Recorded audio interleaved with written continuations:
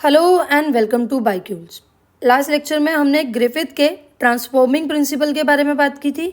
अगर आपने वो टॉपिक नहीं पढ़ा है या उस लेक्चर को नहीं देखा है तो पहले आप उस टॉपिक के बारे में पढ़िए और उसके बाद ये एक्सपेरिमेंट को समझो तो आपको अच्छी तरह से समझ में आएगा। तो हुआ क्या था कि जेनेटिक मटेरियल की जब खोज चल रही थी तो सबसे पहला जो एक्सपेरिमेंट किया था वो फ्रेडरिक ग्रिफिथ ने किया था और इवेंचुअली इन्होंने ये जानने की कोशिश की कि वो क्या चीज़ है, वो क्या मॉलिक्यूल है जिसकी वजह से non virulent R strain bacteria virulent हो गया है और माइस मर गया है। अगर आपको ये बात समझ में नहीं आ रही है मतलब कि आपको ग्रिफिथ का एक्सपेरिमेंट ठीक से पता नहीं है तो पहले उसको ज़रूर पढ़ना फिर यहाँ पर आना। तो इवेंचुअली क्या हुआ था, ग्रिफिथ ने ट्राई तो की ये जानने की कि वो क्या चीज़ है जिसकी वजह से non virulent R strain bacteria virulent हो गया और माइस मर गया, पर इन्होंने बहुत ज़्यादा कोई सिरदर्दी नहीं ली, यानी इन्होंने उसका बायोकेमिकल नेचर जानने की कोशिश नहीं की। फिर कुछ साइंटिस्ट आए 1933 से लेकर 1944 तक जिनका नाम था Oswald Avery, Colin MacLeod and Maclyn McCarty. Avery MacLeod और मैकार्टी का मकसद ये था कि ग्रिफिथ के एक्सपेरिमेंट को बार बार रिपीट करते हैं और देखते हैं कि इवेंचुअली उस ट्रांसफॉर्मिंग प्रिंसिपल का बायोकेमिकल नेचर क्या था जिसकी वजह से non virulent R strain bacteria virulent हो गया और माइस मर गया। इन्होंने ये चीज़ एनालाइज की कि ये एस टाइप सेल्स के अंदर, heat killed S strain cells के अंदर कुछ केमिकल्स हैं, यानी कि प्रोटीन्स, डीएनए और आरएनए, पर इनको ये नहीं पता प्रोटीन, डीएनए और आरएनए में से कौन सा मॉलिक्यूल ऐसा है जिसकी वजह से ट्रांसफॉर्मेशन हुई थी, यानी कि जो लाइव आर स्ट्रेन थे वो लाइव एस स्ट्रेन में कन्वर्ट हो गए थे। मतलब मोटे मोटे तौर पर कहा जाए तो जो नॉन वायरुलेंट आर स्ट्रेन थे वो वायरुलेंट एस स्ट्रेन में कन्वर्ट हो गए थे और माइस मर गया था। तो इवेंचुअली इन्होंने क्या किया, इन्होंने 3 टेस्ट ट्यूब ली और तीनों टेस्ट ट्यूब में हीट किल्ड एस स्ट्रेन ले लिया। ये जो आपको रेड रेड कलर के मॉलिक्यूल्स मैंने दिखाए हैं ये हीट किल्ड एस स्ट्रेन है।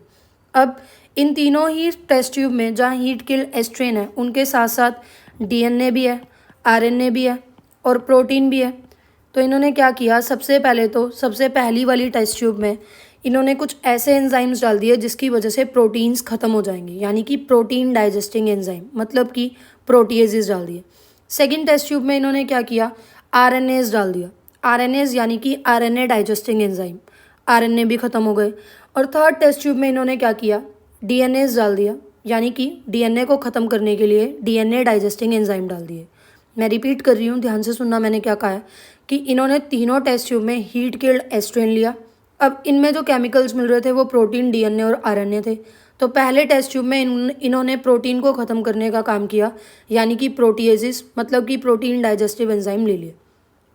दूसरे टेस्ट ट्यूब में इन्होंने आरएनएस डाला, यानी कि आरएनए डाइजेस्टिंग एंजाइम ले लिए। तीसरे टेस्ट ट्यूब में इन्होंने ऐसे एंजाइम डाले, डीएनएस डाले, जिनकी वजह से डीएनए ख़त्म हो जाएगा। अब इन्होंने क्या किया, ये हीट किल्ड एस स्ट्रेन को, फर्स्ट वाली टेस्ट ट्यूब को देखो, ये हीट किल्ड एस स्ट्रेन को आर स्ट्रेन में मिला दिया। ठीक है, फ़र्क क्या है कि हीट किल्ड एस स्ट्रेन को आर स्ट्रेन में तो मिला दिया पर अब वहाँ प्रोटीन नहीं है क्योंकि हमने प्रोटीन को डाइजेस्ट करने के एंजाइम डाल दिए। मकसद क्या था, मकसद ये जानने का था कि अगर तो प्रोटीन वो मॉलिक्यूल्स हैं जिनकी वजह से non virulent R strain virulent S strain में कन्वर्ट हुआ है तो हम प्रोटीन को ही ख़त्म कर देते हैं और प्रोटीन को ख़त्म करके इसको माइस में इंजेक्ट करते हैं। अगर तो माइस जिंदा रहा, मतलब कि ट्रांसफॉर्मेशन नहीं हुई, वो जो नॉन वायरुलेंट आर स्ट्रेन है वो वायरुलेंट में कन्वर्ट नहीं हुआ, लेकिन टू देयर सरप्राइज जब ये मिक्सचर को माइस में इंजेक्ट करते हैं तो माइस मर जाता है। मतलब कि प्रोटीन तो वो मॉलिक्यूल्स नहीं है, वो ट्रांसफॉर्मिंग प्रिंसिपल नहीं है जिसकी वजह से non virulent R strain virulent S strain में कन्वर्ट हो गया। सेकेंड टाइम इन्होंने क्या किया, ये जो मटेरियल है, मतलब ये जो हीट किल्ड एस स्ट्रेन है जिसमें आरएनए मॉलिक्यूल्स को ख़त्म कर दिया गया है, इसको आर स्ट्रेन में मिलाया और माइस में इंजेक्ट कर दिया, ये जानने के लिए कि अगर तो आरएनए वो मॉलिक्यूल्स हैं, वो ट्रांसफॉर्मिंग प्रिंसिपल हैं जिसकी वजह से non virulent R strain bacteria virulent हो गया और माइस मर गया तो हम आरएनए को ही ख़त्म कर देते हैं।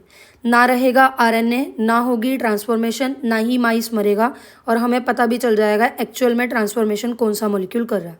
पर जब ये हीट किल्ड एस स्ट्रेन को, जिसमें आरएनए नहीं है, उसको मिक्स करेंगे आर स्ट्रेन में और फिर एक सिरिंज में भरकर माइस को इंजेक्ट कर देंगे तो माइस फिर से मर गया, यानी कि इस टाइम भी माइस सेक्रीफाइस हुआ।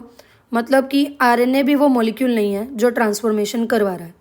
थर्ड टाइम इन्होंने क्या किया, heat killed a strain bacteria, मतलब हीट किल्ड ए स्ट्रेन जिसमें डीएनए नहीं है क्योंकि डीएनए डालकर ख़त्म कर दिया गया, उसको आर स्ट्रेन में मिलाया और अब इन्होंने उसको सिरिंज में भरकर माइस को इंजेक्ट किया। टू देयर सरप्राइज अब माइस नहीं मरा, मतलब कि डीएनए ही वो मॉलिक्यूल था जिसने नॉन विरुलेंट आर स्ट्रेन को विरुलेंट एस स्ट्रेन में कन्वर्ट किया था और माइस मर रहा था। जब हमने डीएनए हटा दिया तो ये non virulent R strain S strain में विरुलेंट एस स्ट्रेन में कन्वर्ट नहीं हुआ और माइस जिंदा रहा। यानी कि इन्होंने ऑब्जर्व क्या किया कि एस टाइप सेल्स में जो ट्रांसफॉर्मेशन हो रही है ही आर स्ट्रेन की विरुलेंट में, वो किसकी वजह से हो रही है, वो सिर्फ डीएनए की वजह से हो रही है। फिर से सुनो मैंने क्या कहा, इनका कंक्लूजन क्या निकला कि आर स्ट्रेन जो नॉन विरुलेंट आर स्ट्रेन है, जब वो वायरुलेंट एस स्ट्रेन में कन्वर्ट हो रहा है तो उसको कन्वर्ट करने के पीछे जो ट्रांसफॉर्मिंग प्रिंसिपल है वो डीएनए, यानी कि प्रोटीएजेस डालने की वजह से और आरएनएस डालने की वजह से ट्रांसफॉर्मेशन पे कोई भी असर नहीं पड़ रहा। हैंस कंक्लूजन यही निकला कि डीएनए ही वो जेनेटिक मटेरियल है। पर इनकी बात उस टाइम साइंटिस्ट कम्युनिटी ने इतना इनकी बात को प्रेफरेंस नहीं दिया, है ना। और उसके बाद क्या हुआ, अगला प्रूफ देने के लिए कि डीएनए क्या जेनेटिक मटेरियल डीएनए है या कुछ और है, एक और एक्सपेरिमेंट किया गया जो कि अनइक्विवोकल प्रूफ था डीएनए का कि डीएनए ही जेनेटिक मटेरियल है, और उसको परफॉर्म किया था हार्शे एंड चेज ने। तो ये जो हार्शे एंड चेज एक्सपेरिमेंट है ये हम नेक्स्ट लेक्चर में पढ़ेंगे। आज के लिए इतना ही। अगर आपको समझ में आया हो तो please like, subscribe and share. Thank you.